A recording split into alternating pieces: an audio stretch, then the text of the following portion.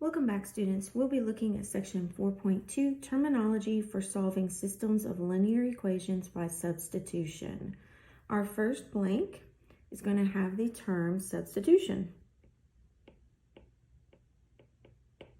Now, remember, we've already learned about substitution. Substitution is just replacing one value with an equal value. Like if we have a variable, we replace that variable with its value, its actual identity. We're going to be doing the same thing, just in a larger type problem, with substituting a larger chunk of something, not just a value for a variable, okay? But let's just start with this example. If x equals 4, then they are the same value and can be exchanged with each other, right? We've been doing that. So this 2x equals 8. I can replace that x with the 4, its true identity, and 2 times 4 is 8, right? That's not new. We've done that over multiple sections. Now let's look at the substitution method that we're going to be using to solve slightly more complicated problems. Not difficult as in you're not going to be able to do it, but just it ups it a level. Step 1, problem adjustment. Choose an equation to isolate a variable. Isolate that chosen variable. Step 2, substitute the value of the isolated variable in for the same variable in the other equation. Solve for the variable that is left. So this tells me we're going to have two equations. We're going to pick one equation to solve for a variable. Once we've done that, we're going to take what we found that variable to be worth, and we're going to plug it into that same variable in the second equation. Step 3, use the answer found at the end of step 2 for substitution to find the value of the variable isolated in step 3. And then step 4, verify the solutions found for each variable by substituting their values in both equations. So at the end, we need to make sure that we substitute both the values that we found into both equations to make sure they are in fact solutions for both equations. If they're not, then something's wrong. And so we'll need to go back and look at our work. All right, so first example, using the substitution method, solve for x and y, then put the values in ordered pair form. So we've got equations 3x plus 5y equals 26. We also have y equals 2x. Step 1, remember, was to adjust one of the equations that were given so that we have a variable isolated in one of them. In this particular example, y is already isolated in the second equation, so the problem adjustment is not needed. We can just go ahead and start with step 2. But before we do that, I want to point out what we're talking about in step 1 is this. We need one of them to have a variable that's by itself on the left equal to the rest of the problem on the right. In this one, we have y isolated. So we know the value of y is in fact 2x. Okay, they're the same thing as each other according to this problem value-wise. All right. So in step 2, I'm going to take my first equation, the 3x plus 5y equals 26, and I'm going to replace my y with what this second one tells me y is worth. It tells me y is worth 2x. So that's what I'm going to put in here. I'm going to replace the y with 2x. The reason we do that is so that we only have one type of variable in the equation and we can actually find a value.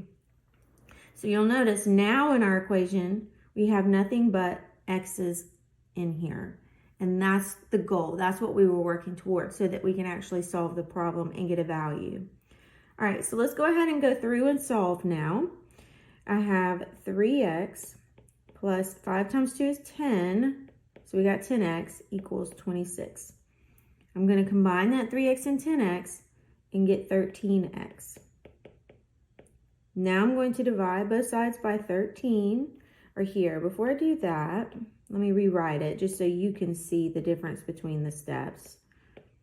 Divide by 13, divide by 13, and we get x equals 2. All right, so we know the value of x now. So what I need to do, according to step 3, is take that value plug it back in, or plug it into the other equation that we haven't used yet, and find the value of y. So I'm going to take my my 2, and replace this x right here. So I have 2 times 2, so y equals 4. So let's check that, because our solution ordered pair is 2, 4. Now I'm going to plug it back into both of my equations and see if it works for both of them. So I have 2 going in for my x's here. I'm just going to go ahead and do that while I have the color. And then the 4 goes in for my y's. All right, so now let's check it. Let's see, 3 times 2 is 6, plus 5 times 4 is 20. 6 plus 20 is 26, and it does match the right side. So far we're good. Let's check the second one. So 4 equals, 2 times 2 is 4. That one is also good. So 2, 4 is our actual solution. Let's look at another example. I have 2x plus 3y equals 6. And I also have x minus 3y equals 5. All right, so remember, step 1 is to pick one of the equations and isolate a variable. When I look at the two equations, I notice that the second one has a single x in it, right here. So in my thinking, I'm thinking that's going to be the easiest one to isolate because it's already a single x. So all I have to do is move that negative 3y away from it, and I'll have an adjusted equation that I can use. So that's what I'm going to do. I'm going to add 3y to both sides. I get x plus 0 equals 3y plus 5.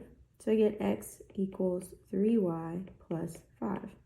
I also wanted to show you this example because it shows you that you can isolate the y or the x. It doesn't matter which one. Pick the one that looks like it's the simplest to isolate and work from there. All right, so this is what we're going to be using in our other equation in step 2. So I'm going to replace this x with its matching value, which is 3y plus 5, because it told me that they are equal to each other, so I can interchange them. Now I notice that I have just y's in this equation, which was the goal. That's what I wanted. So let's work through this problem. 2 times 3y is 6y. 2 times 5 is 10. And then I have the plus 3y over here equals 6. Combine the 6y and the 3y, and I get 9y. Subtract the 10 from both sides. This part's not new, right? We know how to get the value of a variable by moving items away from it. So I end up with 9y equals negative 4. Now I'm going to divide by 9 on both sides, and I get y equals negative 4/9. All right, it's not pretty, it's a fraction. Let's continue forward. We know what our y is worth now. So let's go to step 3, which is to replace our y in that other equation with the value that we found for y. So I'm going to replace this y here with the negative 4/9.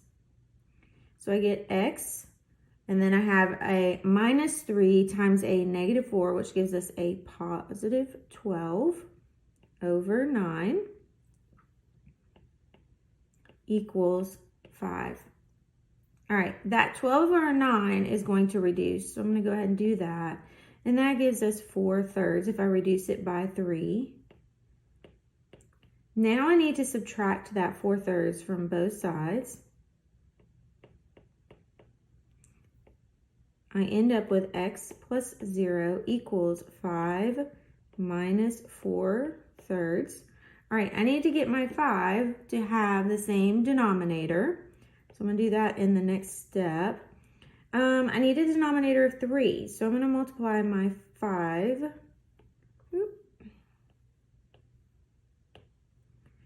by 3 over 3. Make my 5 a 5 over 1. And then I don't need to adjust my 4/3 because it already has a 3 in the denominator. So 3 times 5 is 15, and 3 times 1 is 3. And so x equals 11/3. Again, not pretty, but now we need to double check our solution set. We have -4/9 for x. Or no, actually I got that backwards. I almost forgot we started with our y. So I need to put my y in first. We have a -4/9. And then our x was 11/3. So I'm going to fill that in for all of my x's and y's so that we can check our values.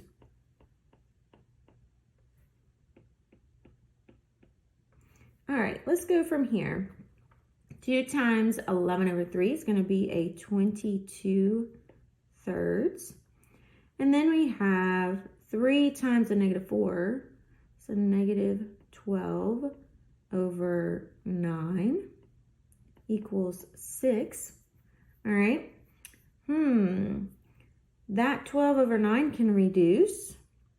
So 22/3 plus a -4/3. Can't see my negative here.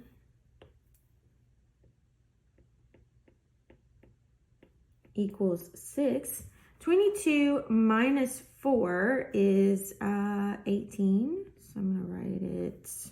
I'm going to come over to the side here so we have enough room. So 18/3 equals 6.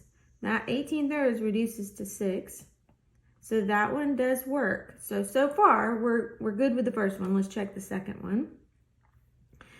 We have 4/3 minus, let's see, a -3 times a -4 is a +12 over 9. I'm going to reduce that 12/9. So let's see, 4 over 3. The 12 becomes a 4, we end up with 4/3. All right. Oh, that's not a 4, that's 11 that I wrote there. I was wondering, I was like, that's not working out. You see how that error and me noticing it's not working out led me to look back at my work and see that I'd done something wrong. That's why it's important to show your work and to check everything. All right, so we have 11/3 plus 4/3, that's 15/3. 15 over 3 becomes a 5, and we do in fact match. So our solution is correct, 11/3 and -4/9. Example 3, 2x equals 4 minus y, and then 5x plus 3y equals 10. All right, so again, I'm going to look and try to determine which one might be the simplest to isolate.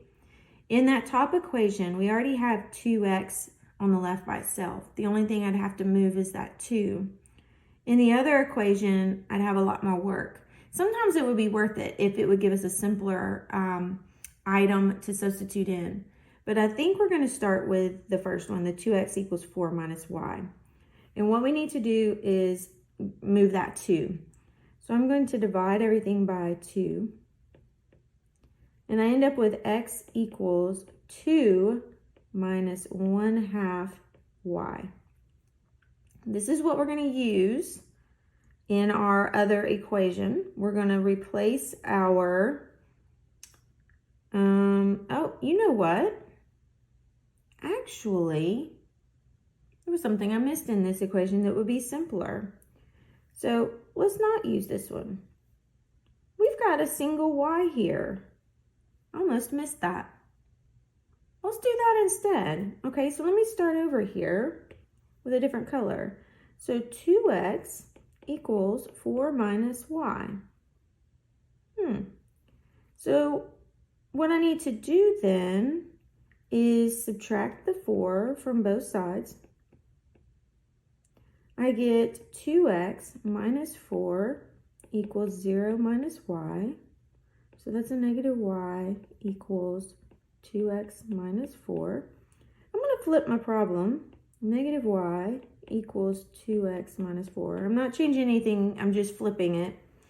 And I notice I need to divide everything by a negative 1. That gives me y equals negative 2x plus 4. I like this much better because we don't have fractions in it. This one up here, we were going to have to work with a fraction. We can, it's just if we don't have to, it's much better, right? So this is a much better version. I'm going to use that one. So going to step 2, I'm going to replace my y with the negative 2x plus 4. Now I have 5x plus 3 times that negative 2x is going to give me a negative 6x. So I have 5x plus a negative 6x. And then I have 3 times 4, which is 12. Go through and simplify like terms, combine like terms. I have 5x plus negative 6x. That's going to be a negative 1x. Subtract the 12 from both sides. I get a negative 1x plus 0 equals negative 2. So negative 1x equals negative 2. I'm going to divide everything by negative 1 because we can't leave that x negative. And I get x equals 2. That was much simpler than trying to solve with a fraction, right? So I'm glad I made that error in judgment, because I wanted you to see that really it's up to you which route you go on which variable you isolate. I could have used the x one that we found with the fraction and it would still work out, but the route that we took in the green with the y is a much simpler route to use, so I decided to use that one. All right, now let's take our x value that we found and plug it into our other equation. So we have x equals 2, so I'm going to replace that x with a 2. 2 times 2 is 4. I'm going to subtract this 4 from both sides. I get 0 equals 0 minus y, so 0 equals negative y. Divide everything by negative 1, and I get y equals 0, which is possible, okay? Now we just need to check our solution, see if it's actually a real solution. So I'm going to plug in my values for my y's and my x's, okay? All right, so I have 5 times 2 is 10. Plus 3 times 0, which is 0. So 10 equals 10. Yes, that works. Next one, 2 times 2 is 4. 4 minus 0, so 4 equals 4. Yes, that works. We're good to move on to the next one. Example 4. 2x plus 5y equals 4, and then we have x plus y equals negative 1. All right, in my second equation, I notice that I have a single x and a single y. In this one, it's really up to you whether or not you want to isolate the x or you want to isolate the y. I'm going to isolate the x, okay? So, but just know, I could have isolated the y and gone that route too, but I'm going to choose the x. So I'm going to subtract y from both sides. I get x plus 0 equals negative y minus 1. So x equals negative y minus 1.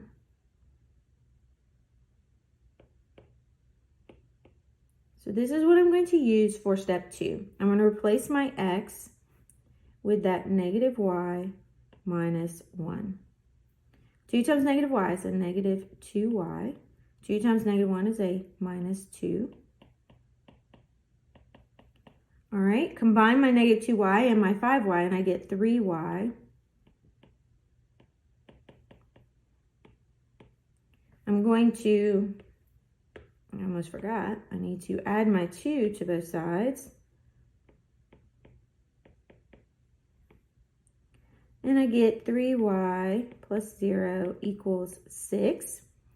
3y equals 6. Divide by 3 on both sides, and I get y equals 2. So I have my y value. Now I'm going to plug that in my other equation.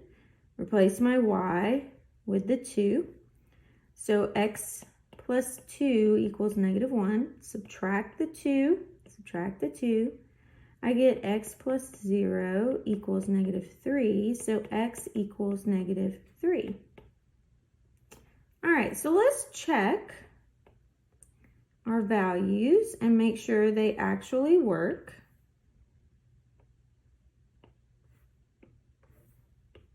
All right, 2x plus 5y equals 4. I've replaced my x and my y with their values. 2 times negative 3 is negative 6. 5 times 2 is 10. Negative 6 plus 10 is 4, and that, in fact, equals the 4 on the right-hand side. So we're good. All right, our next one says negative 3 plus 2. That's a negative 1, and we are good. So, yes, our solution is a true solution. Now let's look at solving special systems by substitution. Example 1. The equations we have are x plus 2y equals 5 and 2x plus 4y equals 6. So the step 1 is going to be to isolate one of those variables like we've been doing. And I notice in that first equation, the x is already a single x. So that's going to be the easiest one to isolate. So I'm going to subtract 2y from both sides. I get x plus 0 equals negative 2y plus 5. So x equals negative 2y plus 5. This is what we're going to use in our step 2. I will replace my y, excuse me, not my y, my x with the value that we found for x. So negative 2y plus 5.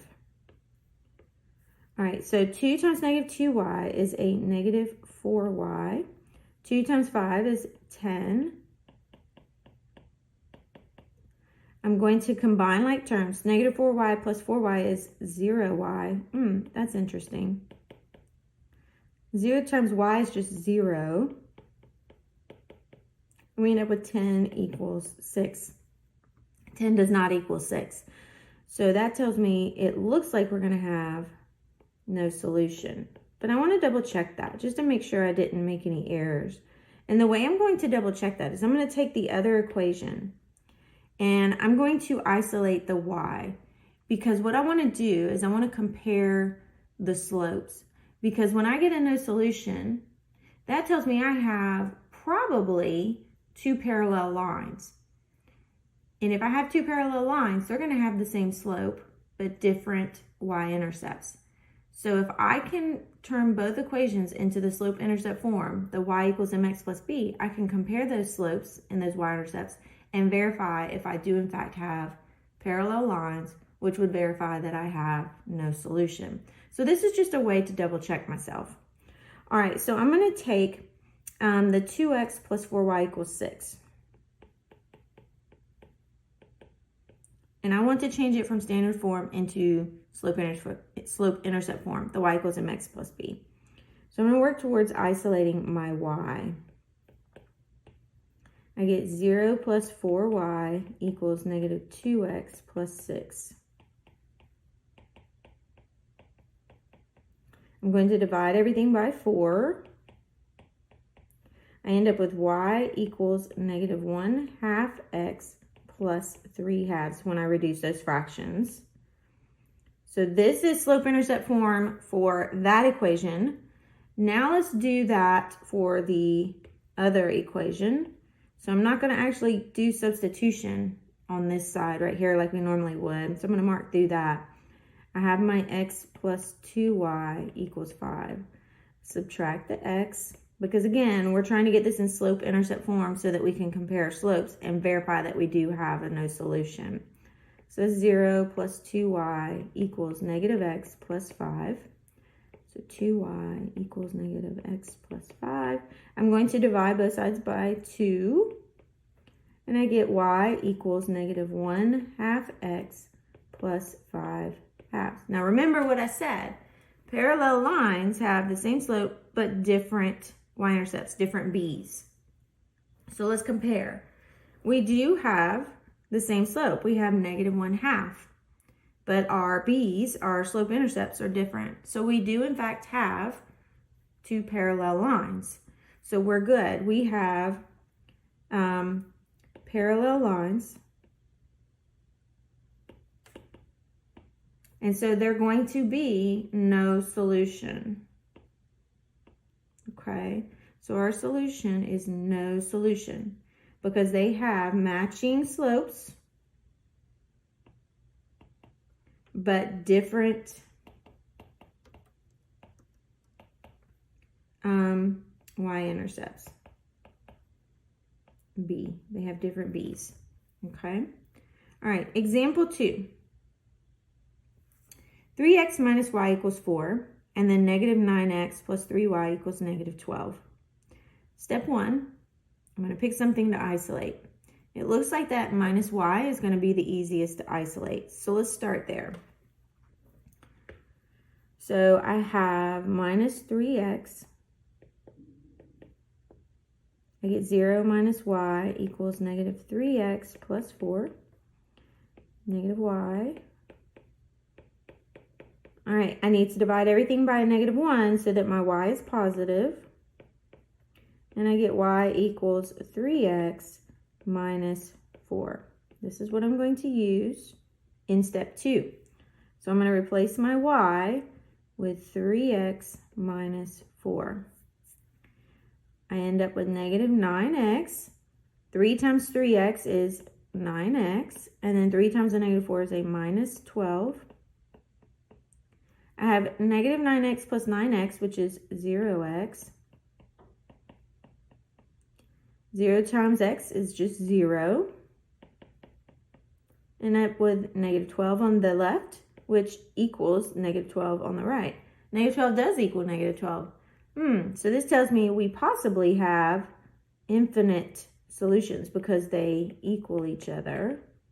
It doesn't matter what we plug in, it should work. But let's double check that, because infinite solutions tells me we have the same line, possibly. That both of these equations are the same line instead of two separate lines. So again, let's turn our equations into slope-intercept form, compare our slopes, and compare our y-intercept, our b's. They should be identical. If both of them are exactly the same, then it verifies our infinite solutions and we've done the problem correct. We know we've done the problem correctly. All right, so let me change colors. So I'm going to take the -9x plus 3y equals -12 and try to get our y by itself. So I'm going to add 9x to both sides. I get 0 plus 3y equals 9x minus 12. That's 3y equals 9x minus 12. Divide everything by that 3. And I end up with y equals 3x minus 4. Interesting. I'm going to double check this one over here. We're not going to do substitution. I'm going to isolate that y. So minus 3x minus 3x. I get 0 minus y equals -3x plus 4.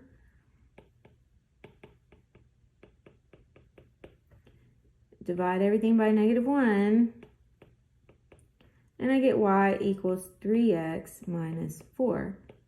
And you say, well, why did we do that again? We'd already done that here. Well, just for the sake of double checking myself again.